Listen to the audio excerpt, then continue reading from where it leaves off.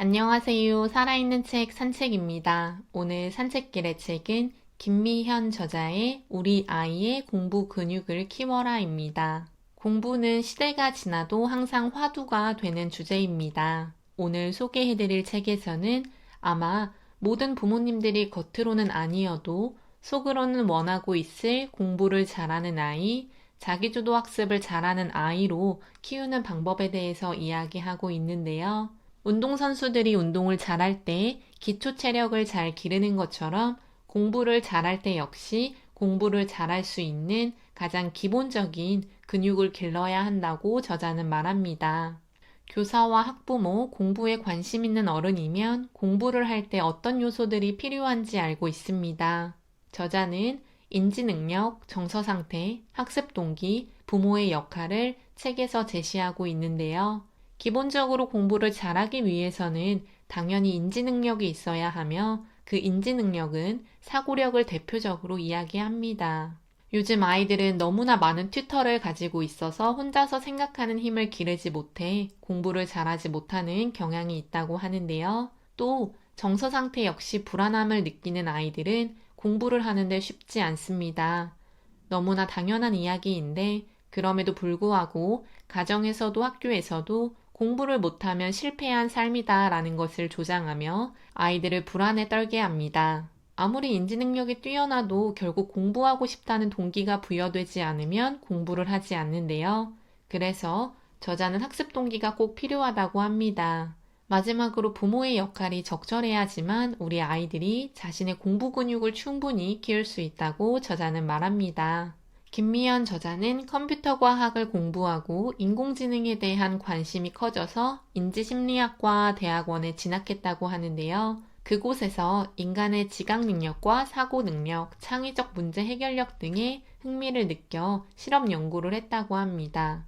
그리고 초, 중, 고등학교 교과 교육의 현실을 진단하고 창의적인 교과 학습을 위한 교육개발 연구에 참여했으며 사교육 문제로 몸살을 앓고 있는 교육 현실에 답답함과 안타까움을 느껴 그간 갈고 닦은 연구 경험을 통해 현실 문제를 해결하고자 적용했다고 합니다. 그래서 학습 클리닉을 개원해 학업에 어려움을 겪고 있는 청소년들을 만나 심리적인 문제 해결을 도와주고 구체적인 학습 방법을 코칭해 줌으로써 사교육 없이 자기주도 학습을 해 나갈 수 있도록 도움을 주고 있다고 합니다. 이 책은 총 5개의 챕터로 되어 있습니다. 기다리는 부모가 아이의 두뇌를 깨운다, 동기부여가 가장 먼저다, 1등급 공부의 원리, 자기주도 학습 실천법, 정서와 공부의 관계인데요.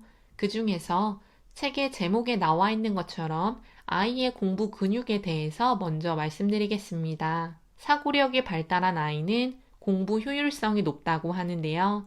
실제 뇌에서 우리가 알고 있는 시냅스인 뉴런들 간의 의미 있는 연결망이 많으면 사고력이 높을 수 있습니다. 아인슈타인 역시 25% 정도 연결망이 더 많았다고 하는데요. 그런데 연구를 해서 더 나아가 사고력을 좋게 하는 뇌의 구조적인 특징을 찾았다고 합니다. 바로 축색의 미엘린화 정도라고 합니다. 축색은 뉴런의 일부분으로 외부에서 받은 신호를 다른 뉴런에게 전달하기 위해 정보가 지나가는 통로라고 합니다. 이 통로는 마치 전선이 피복을 감고 있듯 미엘린이라는 물질로 둘러싸여 있는데 미엘린이 두꺼울수록 정보 전달이 빠르고 정확하게 이루어진다고 합니다. 따라서 미엘린을 두껍게 할수록 우리는 더 정확하게 정보 전달을 받는다고 하는데요. 그렇기 때문에 미엘린이 두꺼워져야 한다고 합니다. 그 미엘린을 저자는 공부 근육이라고 합니다. 미엘린을 두껍게 하기 위해서는 결국 본인이 노력을 해야 합니다. 지금 할 수 있는 것보다 조금 더 높은 목표를 세우고 그를 성취하기 위해서 스스로가 노력할 때 미엘린이 두꺼워진다고 하는데요.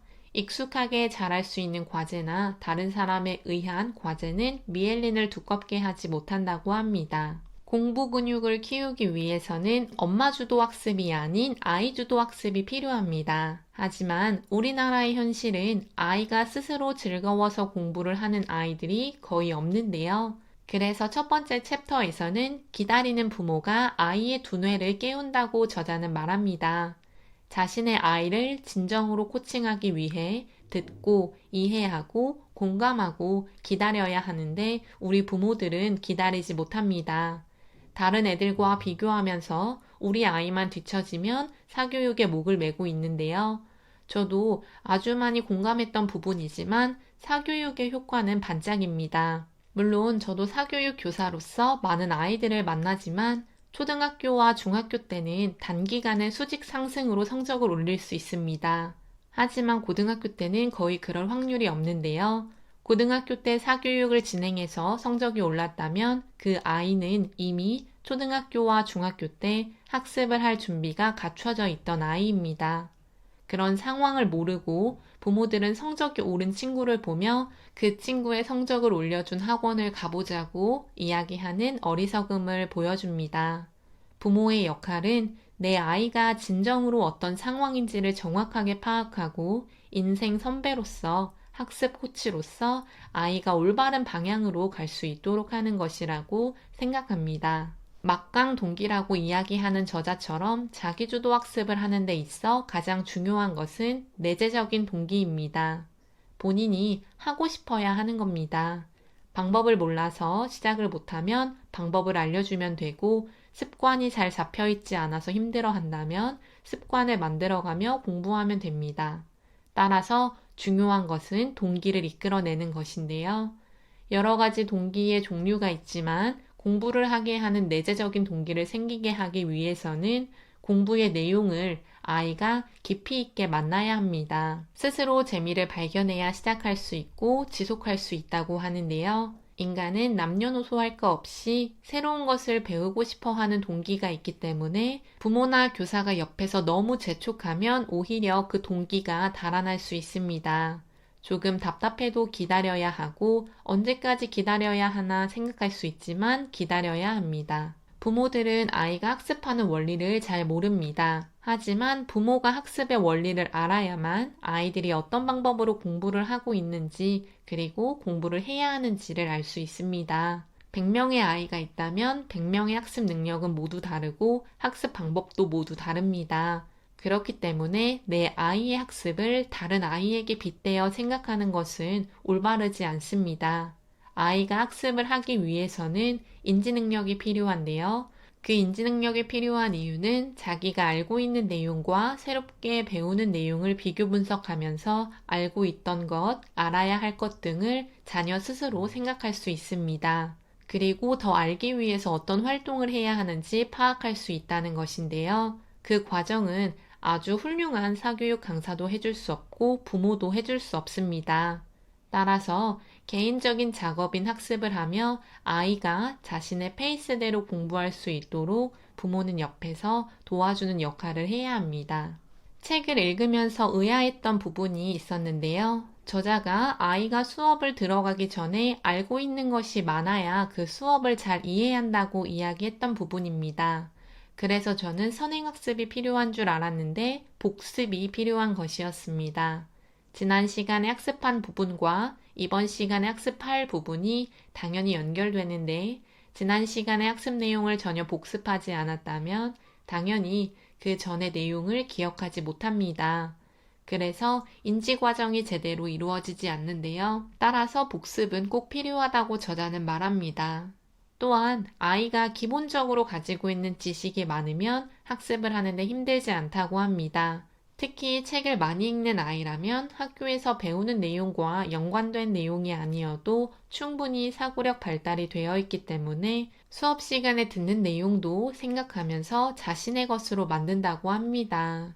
저자도 이야기하지만 가장 안타까운 아이 유형 중 하나는 앉아있는 시간은 많으나 성적이 오르지 않는 친구입니다. 저 역시 그런 친구들과 공부를 해본 적이 있기 때문에 책을 읽으면서도 안타까웠는데요. 이 역시 자기주도 학습이 아닌 부모가 마음이 편하자고 부모주도 학습을 시키고 있는 중입니다. 공부를 잘 하려면 엉덩이가 무거워야 한다는 진리를 부모는 잘 지키고 있지만 아이는 공부에 집중하지 못하고 있습니다. 학원, 공부방, 과외 등 뺑뺑이를 시켜도 성적은 오르지 않는데요. 자녀가 공부를 하기 위해서 학원에 가는 경우라면 당연히 보내주어야 하지만 그렇지 않고 부모의 욕심으로 학원을 보내거나 뭐라도 시켜야 될 것 같아서 보내거나 강제적인 공부를 시키기 위해서 보낸다면 그런 모습은 돈만 버리고 있는 중이라고 생각합니다. 자녀의 성적을 향상시키기 위해서는 자녀의 정서도 부모는 알아야 하는데요. 인지 능력과 학습 동기가 있어서 공부를 잘하는 것이 아닐 수도 있다고 합니다.